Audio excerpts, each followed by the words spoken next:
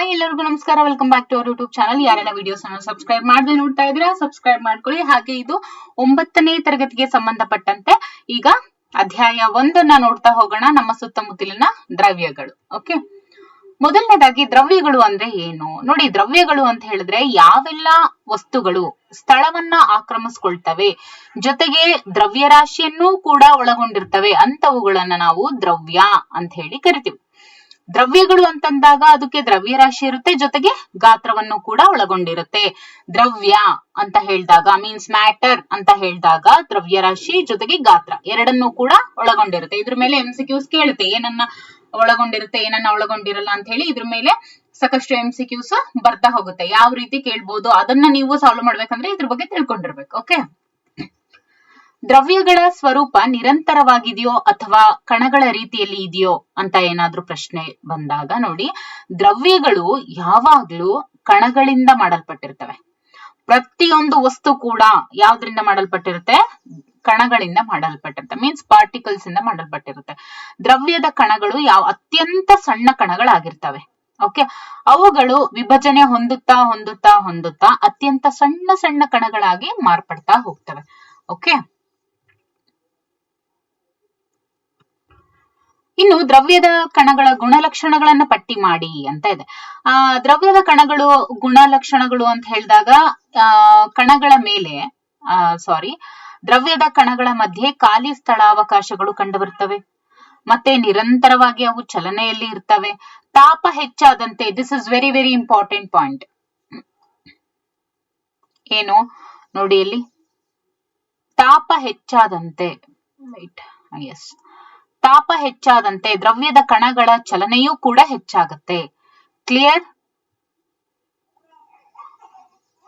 ಇದು ಇಂಪಾರ್ಟೆಂಟ್ ನೋಡಿ. ಯಾವಾಗ ತಾಪ ಹೆಚ್ಚಾಗುತ್ತೆ, ಟೆಂಪರೇಚರ್ ರೈಸ್ ಆದಂಗೆ ಕಣಗಳ ಚಲನೆಯ ಶಕ್ತಿ ಕೂಡ ಹೆಚ್ಚಾಗುತ್ತೆ. ಅಂದ್ರೆ ಇವಾಗ ಟೆಂಪರೇಚರ್ ರೈಸ್ ಆದಂಗೆ ಅದರ ಕೈನೆಟಿಕ್ ಎನರ್ಜಿ ಕೂಡ ಹೆಚ್ಚಾಗುತ್ತೆ, ಮೂವ್ಮೆಂಟ್ ಆಫ್ ಪಾರ್ಟಿಕಲ್ಸ್ ಕೂಡ ಜಾಸ್ತಿ ಆಗುತ್ತೆ ಅಂತ ಅದರ ಅರ್ಥ. ಓಕೆ, ನೆಕ್ಸ್ಟ್, ದ್ರವ್ಯದ ಕಣಗಳು ಪರಸ್ಪರ ಆಕರ್ಷಿಸುತ್ತವೆ. ನೋಡಿ, ದ್ರವ್ಯದ ಕಣಗಳು ಅಂದ್ರೆ ಮ್ಯಾಟರ್ ಅಲ್ಲಿ ಇರುವಂತಹ ಪ್ರತಿಯೊಂದು ಪಾರ್ಟಿಕಲ್ಸ್ ಕೂಡ ಪರಸ್ಪರ ಏನಾಗ್ತವೆ? ಆಕರ್ಷಿಸುತ್ತವೆ. ಓಕೆ, ಈಗ ಪಠ್ಯ ಪ್ರಶ್ನೆಗಳನ್ನ ನೋಡ್ತಾ ಹೋಗೋಣ. ಮೊದಲನೇ ಪ್ರಶ್ನೆ, ಈ ಕೆಳಗಿನ ಯಾವುವು ದ್ರವ್ಯಗಳಾಗಿದ್ದಾವೆ ಅಂತ ಕೇಳಿದರೆ? ಕುರ್ಚಿ, ಗಾಳಿ, ಪ್ರೀತಿ, ವಾಸನೆ, ದ್ವೇಷ, ಬಾದಾಮಿಗಳು, ಆಲೋಚನೆ, ತಂಪು ಪಾನೀಯ, ಸೌಂದರ್ಯವರ್ಧಕದ ವಾಸನೆ ಅಂತ ಇದೆ. ಇದರಲ್ಲಿ ಯಾವ ದ್ರವ್ಯಗಳು ನೋಡಿ?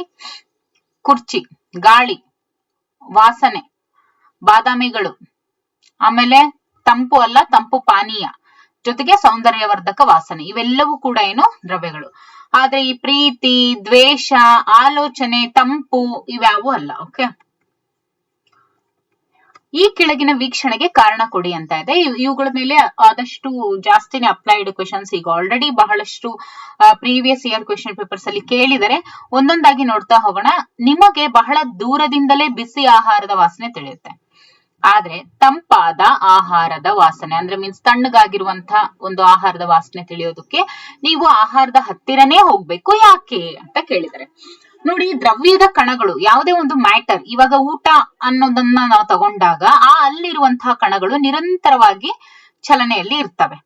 ತಾಪ ಹೆಚ್ಚಾದಂತೆ ಏನಾಗುತ್ತೆ? ದ್ರವ್ಯದ ಕಣಗಳ ಚಲನೆ ಏನಿರುತ್ತೆ ಅದು ಜಾಸ್ತಿ ಆಗ್ತಾ ಹೋಗುತ್ತೆ.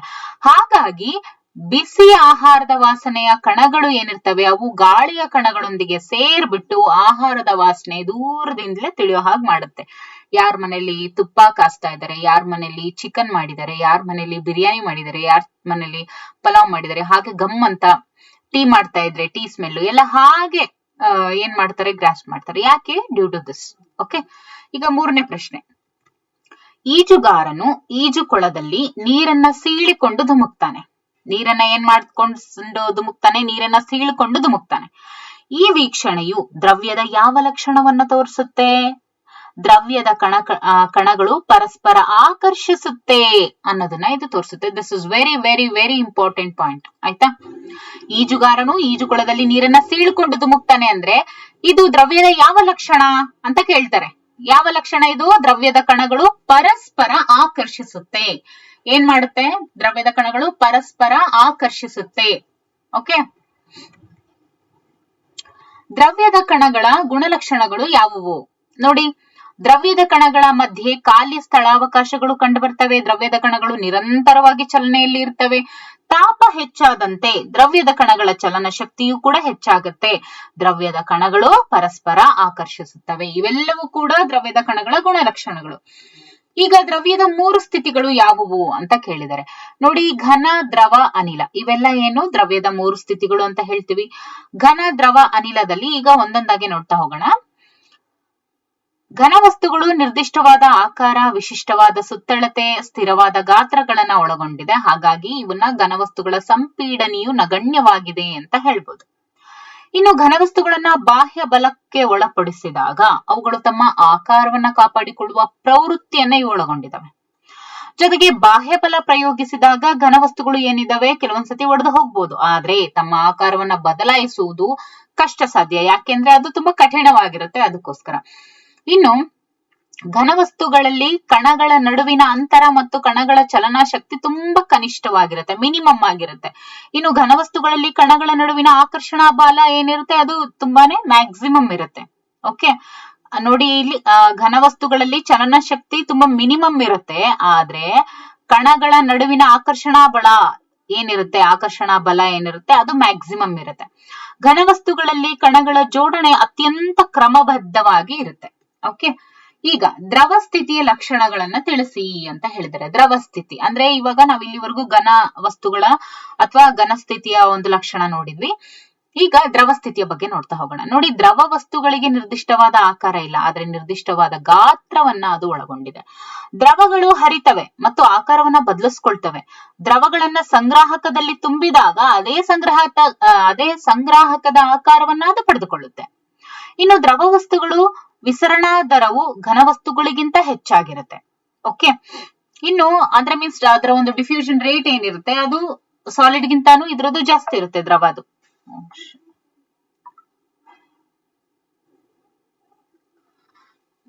ನೆಕ್ಸ್ಟ್, ದ್ರವ ವಸ್ತುಗಳಲ್ಲಿ ಕಣಗಳು ಸ್ವತಂತ್ರವಾಗಿ ಚಲಿಸ್ತವೆ ಮತ್ತು ಕಣಗಳ ನಡುವೆ ಹೆಚ್ಚಿನ ಅವಕಾಶಗಳು ಕಂಡುಬರುತ್ತೆ ಆಸ್ ಕಂಪೇರ್ ಟು ಘನ ಸ್ಥಿತಿ. ದ್ರವ ವಸ್ತುಗಳಲ್ಲಿ ಕಣಗಳ ನಡುವಿನ ಅಂತರ ಮತ್ತು ಕಣಗಳ ಚಲನ ಶಕ್ತಿ ಮಧ್ಯಂತರವಾಗಿ ಇರುತ್ತೆ.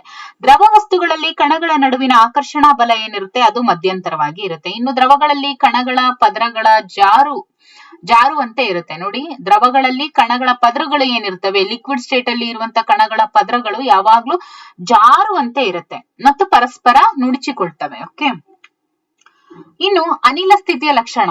ಅನಿಲ ಸ್ಥಿತಿಯ ಲಕ್ಷಣವನ್ನ ನೋಡಿದಾಗ ಅನಿಲ ವಸ್ತುಗಳಿಗೆ ನಿರ್ದಿಷ್ಟವಾದ ಆಕಾರನೂ ಇರೋಲ್ಲ, ಗಾತ್ರನೂ ಇರೋಲ್ಲ.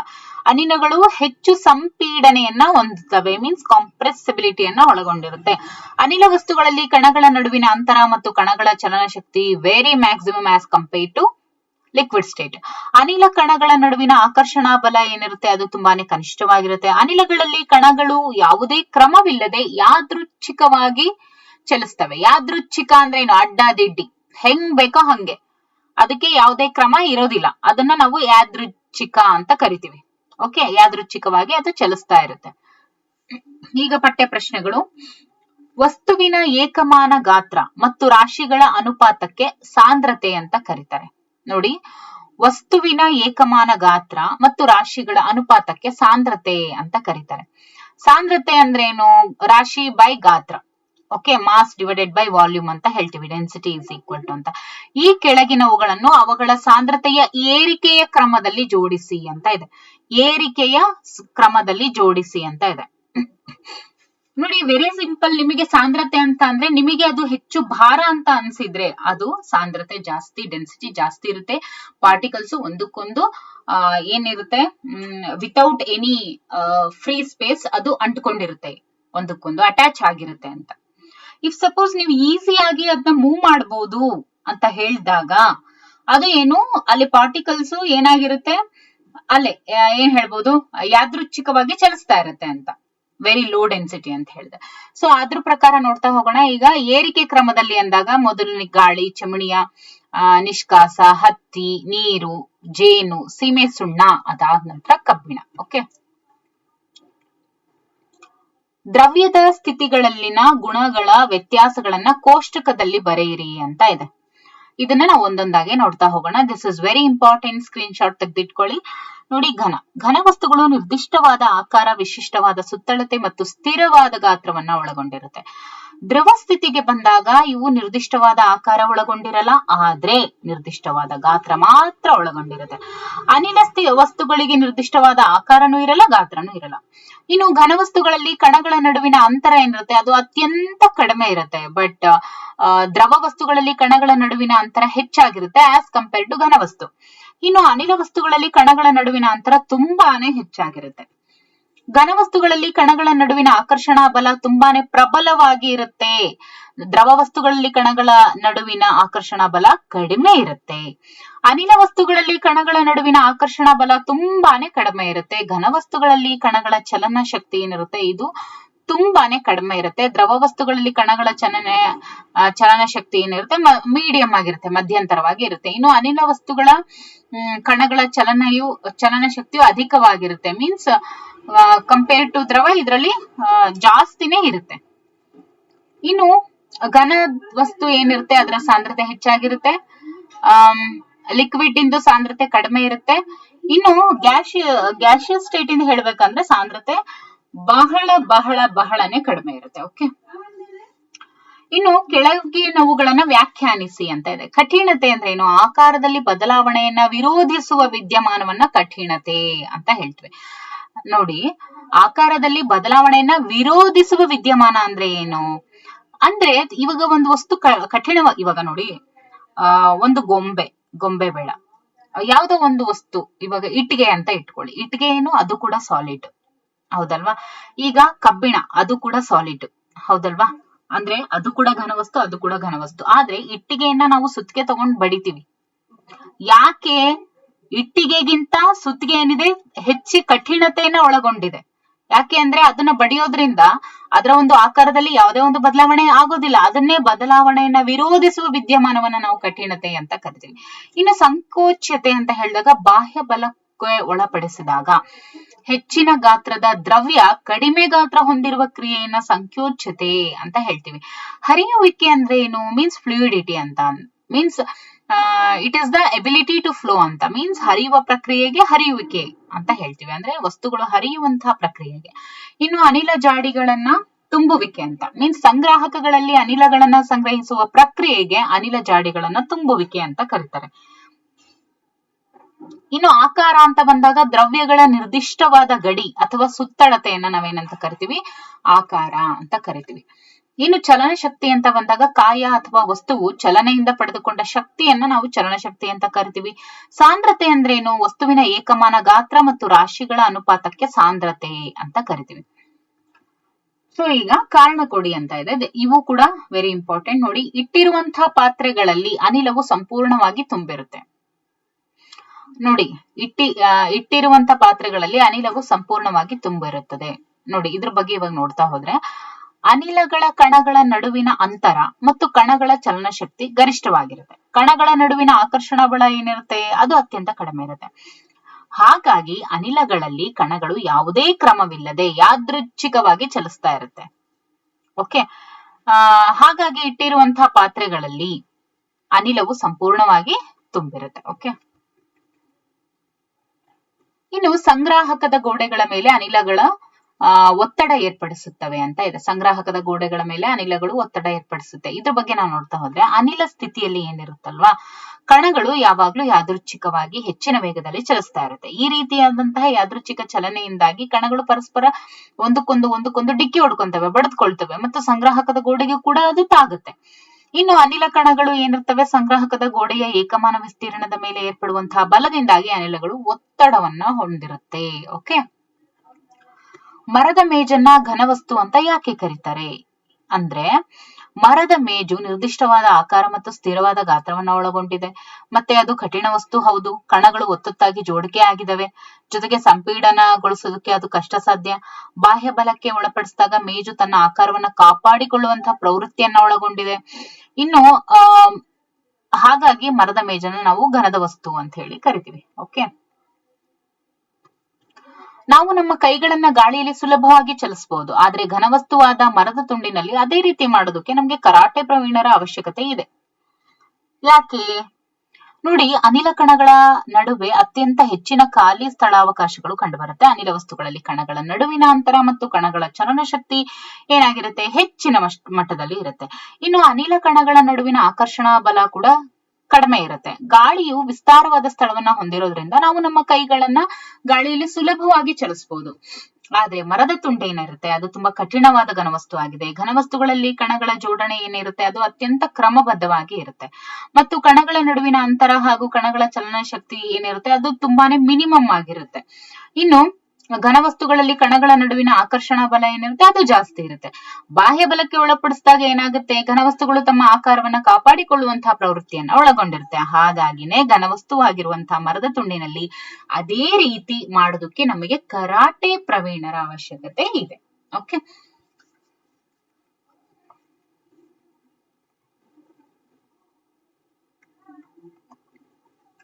ಘನಗಳಿಗೆ ಹೋಲಿಸಿದ್ರೆ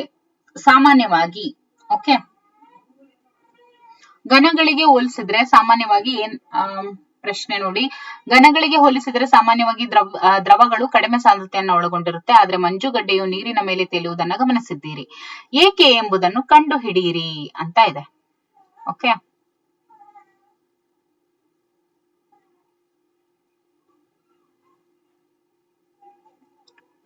ವಸ್ತುವಿನ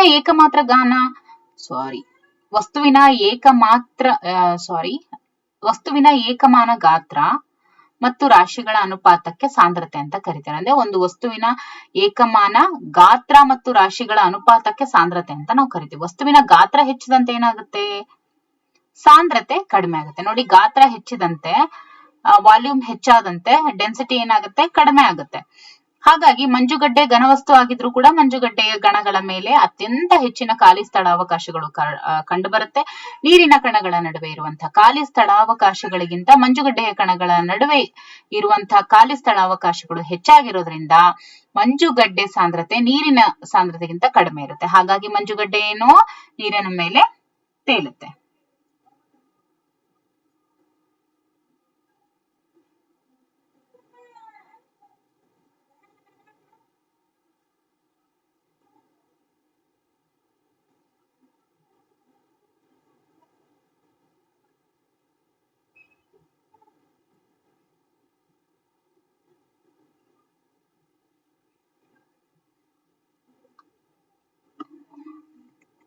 ಓಕೆ, ದ್ರವ್ಯಗಳು ಸ್ಥಿತಿಯನ್ನ ಬದಲಾಯಿಸುತ್ತವೆಯಾ ಅಂತ ಕೇಳಿದ್ದಾರೆ ಪ್ರಶ್ನೆ. ಓಕೆ, ನಮ್ಗೆಲ್ಲಾ ತಿಳಿದಿರೋ ಹಾಗೆ ನೀರು ಏನಿದೆಯಲ್ಲ, ದ್ರವ್ಯದ 3 ಸ್ಥಿತಿಗಳಲ್ಲಿಯೂ ಕೂಡ ನಮ್ಗೆ ನೀರು ದೊರೆಯುತ್ತೆ. ಘನ ರೂಪದಲ್ಲಿ ಅದು ಮಂಜುಗಡ್ಡೆ ಆಗಿರುತ್ತೆ, ದ್ರವ ರೂಪದಲ್ಲಿ ನಮ್ಗೆ ಪರಿಚಿತವಾಗಿರುವಂತಹ ನೀರಾಗಿರುತ್ತೆ, ಅನಿಲ ರೂಪದಲ್ಲಿ ಅದು ನೀರಾವಿ ರೂಪದಲ್ಲಿ ಕಾಣಿಸ್ಕೊಳ್ಳುತ್ತೆ. ಓಕೆ, ದ್ರವ್ಯಗಳ ಸ್ಥಿತಿ ಬದಲಾವಣೆಯಾಗುವಂತಹ ದ್ರವ್ಯಗಳ ಒಳಗೆ ಏನಾಗಬಹುದು, ಸ್ಥಿತಿ ಬದಲಾವಣೆಯಾಗುವಂತಹ ದ್ರವ್ಯದ ಕಣಗಳಿಗೆ ಏನಾಗಬಹುದು, ಜೊತೆಗೆ ದ್ರವ್ಯದ ಸ್ಥಿತಿಗಳ ಬದಲಾವಣೆ ಹೇಗೆ ನಡೆಯುತ್ತೆ ಅಂತ ಕೇಳಿದರೆ, ಘನಗಳ ಉಷ್ಣತೆ ಹೆಚ್ಚಿಸಿದಾಗ ನೋಡಿ, ಯಾವಾಗ ಟೆಂಪರೇಚರ್ ಜಾಸ್ತಿ ಆದಾಗ ಕಣಗಳ ಚಲನ ಶಕ್ತಿ ಏನಿರುತ್ತೆ ಅದು ಹೆಚ್ಚಾಗುತ್ತೆ. ಅವಾಗ ಏನಾಗುತ್ತೆ, ಚಲನ ಶಕ್ತಿ ಕೂಡ ಮೀನ್ಸ್ ಕೈನೆಟಿಕ್ ಎನರ್ಜಿ ಕೂಡ ಜಾಸ್ತಿ ಆಗುತ್ತೆ. ಅವಾಗ ಪಾರ್ಟಿಕಲ್ಸ್ ಏನಿರುತ್ತೆ ತುಂಬಾ ವೇಗವಾಗಿ ಏನಾಗುತ್ತೆ, ಕಂಪಿಸೋದಕ್ಕೆ ಆರಂಭಿಸುತ್ತೆ. ಒದಗಿಸಿದಂತಹ ಶಾಖ ಶಕ್ತಿಯು ಏನಿರುತ್ತೆ ಕಣಗಳ ನಡುವೆ ಆಕರ್ಷಣಾ ಬಲಕ್ಕಿಂತ ಮೀರಿದಾಗಿರುತ್ತೆ. ಅವಾಗ ಏನಾಗುತ್ತೆ, ಕಣಗಳು ತಮ್ಮ ನಿರ್ದಿಷ್ಟ ಸ್ಥಳವನ್ನ ಬಿಟ್ಟು ಹೋಗ್ತವೆ, ಜೊತೆಗೆ ಹೆಚ್ಚು ಸ್ವತಂತ್ರವಾಗಿ ಚಲಿಸೋದಕ್ಕೆ ಪ್ರಾರಂಭ ಮಾಡುತ್ತೆ. ಯಾವಾಗ ಘನವಸ್ತುಗಳು ಈ ಸ್ಥಿತಿಯನ್ನ ತಲುಪುತ್ತೋ ಅದನ್ನ ನಾವು ಅವಾಗ ಏನಾಗುತ್ತೆ, ಅದು ದ್ರವಿಸುತ್ತೆ, ಜೊತೆಗೆ ದ್ರವವಾಗಿ ಅದು ಪರಿವರ್ತನೆ ಆಗುತ್ತೆ. ಕೆಲವೊಂದ್ಸತಿ ಏನಾಗುತ್ತೆ, ಒಂದು ಸರ್ಟೈನ್ ಟೆಂಪರೇಚರ್ ಅಲ್ಲಿ ಘನವಸ್ತುಗಳು ದ್ರವಿಸಿ ವಾತಾವರಣದಿಂದ ಅಥವಾ ವಾತಾವರಣದ ಒಂದು ಒತ್ತಡದಲ್ಲಿ ದ್ರವ ಸ್ಥಿತಿಗೆ ಅದು ಪರಿವರ್ತನೆ ಆಗುವಂತ ತಾಪವನ್ನ ನಾವೇನಂತ ಕರಿತೀವಿ, ದ್ರವನ ಬಿಂದು ಅಂತ ಕರಿತೀವಿ. ಇನ್ನು ಘನದ ದ್ರವನ ಬಿಂದುವು ಅವುಗಳ ಕಣಗಳ ನಡುವಿನ ಆಕರ್ಷಣಾ ಬಲದ ಸಾಮರ್ಥ್ಯದ ಸೂಚಕವಾಗಿದೆ ಅಂತಲೂ ಕೂಡ ನಾವು ಅದನ್ನ ಹೇಳ್ತಾ ಹೋಗ್ತೀವಿ. ಓಕೆ, ಇನ್ನು ಇದರ ಮುಂದುವರೆದ ಭಾಗವನ್ನ ನಾವು ಮುಂದಿನ ಒಂದು ಕ್ಲಾಸ್ ಅಲ್ಲಿ ನೋಡ್ತಾ ಹೋಗೋಣ. ಇದು ಎಷ್ಟು ಮಟ್ಟಿಗೆ ನಿಮ್ಗೆ ಹೆಲ್ಪ್ ಆಗಿದೆ ಅನ್ನೋದನ್ನ ನೀವು ಕಮೆಂಟ್ ಅಲ್ಲಿ ತಿಳಿಸಿದ್ರೆ ಇದ್ರ ಮುಂದಿನ ಭಾಗವನ್ನ ಮಾಡ್ತಾ ಹೋಗೋಣ. Okay, thank you for watching.